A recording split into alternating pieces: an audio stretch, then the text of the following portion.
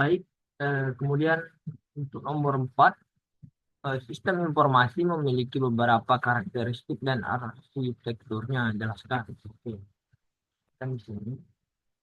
Karakteristik sistem informasi, yang pertama, integrasi. Sistem informasi bersifat terintegrasi yang berarti berbagai komponen atau subsistem dalam mesin saling terhubung dan bekerja sama. Integrasi ini memungkinkan aliran data dan informasi yang lebih efisien antar bagian atau departemen dalam organisasi. Contohnya, dalam sistem Enterprise Resource Planning, informasi dapat keuangan, produksi, dan pemasaran saling terhubung sehingga manajer dapat melihat gambar besar dan membuat keputusan yang lebih tepat. Yang kedua, interaktivitas. Sistem informasi memungkinkan interaksi antara pengguna atau misalnya manajer, karyawan, atau pelanggan dengan sistem. Interaksi ini dapat berupa input data, pemrosesan informasi, atau pengambilan keputusan. Contohnya dalam sistem informasi manajemen atau SIM, manajer dapat mengakses data secara real time dan memanipulasi laporan keuangan atau operasional yang kita perlukan untuk pengambilan keputusan. Yang ketiga, kendala atau reliability.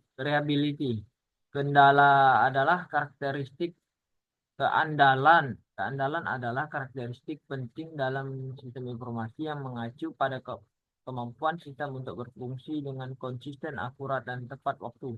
Ketika sebuah SI digunakan untuk mengambil keputusan penting, data yang disediakan harus akurat dan tidak boleh ada kegagalan sistem. Kita lanjut saja. Yang keempat, fleksibilitas. Sistem informasi harus cukup fleksibel untuk mengakomodasi perubahan yang terjadi dalam organisasi atau lingkungan eksternal, seperti perubahan dalam kebijakan perusahaan, teknologi baru, atau perubahan pasar. Contohnya, sistem informasi di perusahaan e-commerce harus bisa beradaptasi dengan perubahan model bisnis. Yang kelima, keterbukaan. Terbukaan mengacu pada kemampuan sistem untuk berinteraksi dan berbagi data dengan sistem lain yang berbeda, baik dalam organisasi, misalnya antar departemen maupun dengan sistem eksternal. Contohnya dalam sistem manajemen rantai pasokan. Keterbukaan memungkinkan perusahaan untuk berbagi informasi tentang stok barang atau pesanan. Lalu yang keenam, kemudahan pengguna. Sistem informasi harus dirancang dengan antarmuka yang mudah digunakan oleh pengguna akhir. Ini mencakup desain yang intuitif dengan kemampuan untuk mengakses informasi dengan sedikit pelatihan atau pengetahuan teknis. Contohnya, dalam sistem pendukung keputusan, manajer harus dapat dengan mudah mengakses laporan atau grafik yang membantu dalam pengambilan keputusan. Arsitektur sistem informasi. Arsitektur sistem informasi mengacu pada desain dan struktur komponen-komponen yang membentuk sistem tersebut, serta bagaimana komponen-komponen tersebut berinteraksi. Berikut adalah beberapa jenis arsitektur yang umum digunakan dalam sistem informasi. Yang pertama, arsitektur client server. Arsitektur client server adalah salah satu desain sistem informasi yang paling umum. Dan arsitektur ini dapat dua bagian utama. Satu, klien, komputer atau aplikasi yang berfungsi untuk mengakses layanan yang disediakan oleh server. Klien sering digunakan oleh pengguna untuk memasukkan data atau untuk menerima informasi. Yang kedua, server. Sistem atau komputer yang menyediakan layanan atau sumber daya yang diminta oleh klien, seperti database, aplikasi, atau file. Contoh, dalam sebuah sistem informasi perusahaan, komputer yang digunakan oleh karyawan atau klien akan terhubung ke server pusat yang menyimpan data atau aplikasi yang digunakan oleh seluruh organisasi. Dua, arsitektur eh, tiga tier atau tiga lapisan. Arsitektur tiga tier merupakan perkembangan dari arsitektur client server yang memisahkan aplikasi menjadi tiga lapisan atau tier. Tier satu, presentasi, lapisan yang berinteraksi langsung dengan pengguna. Tier 2, logika aplikasi, lapisan yang menangani pemrosesan logika bisnis seperti validasi input dan pengolahan data. Tier 3, penyimpanan data, lapisan yang berfungsi untuk menyimpan dan mengelola data seperti database. Contoh dalam aplikasi e-commerce, lapisan presentasi adalah antarmuka yang digunakan oleh pengguna. Lapisan aplikasi mengelola logika pemesanan dan pembayaran, dan lapisan data menyimpan informasi tentang produk dan transaksi. Oke, kita lanjut. Yang ketiga, arsitektur NTR.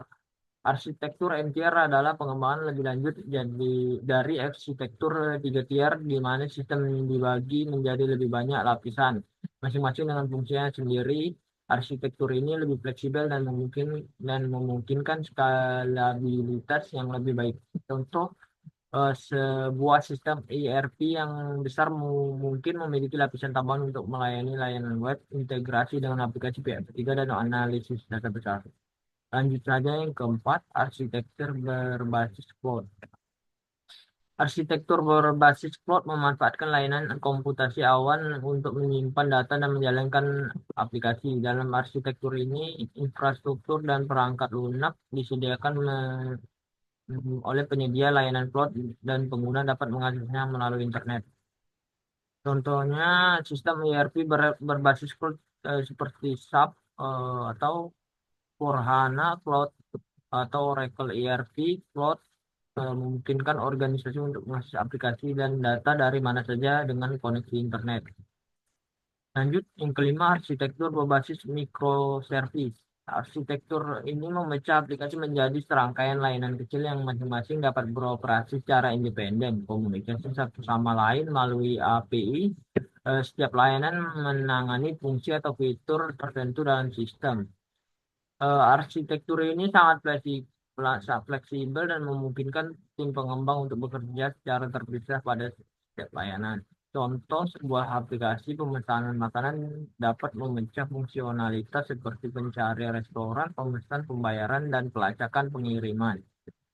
Kesimpulannya, karakteristik sistem informasi mencakup integritas, fleksibilitas, keandalan, interaktivitas, keterbukaan, dan kemudahan pengguna, yang semuanya berkontribusi pada efektivitas dan efisiensi sistem tersebut dalam mendukung tujuan organisasi. Arsitektur sistem informasi menjelaskan struktur desain dari sistem itu sendiri dengan berbagai model seperti client server, three-tier, dan microservice yang memungkinkan SI untuk berfungsi secara optimal dalam memenuhi kebutuhan organisasi.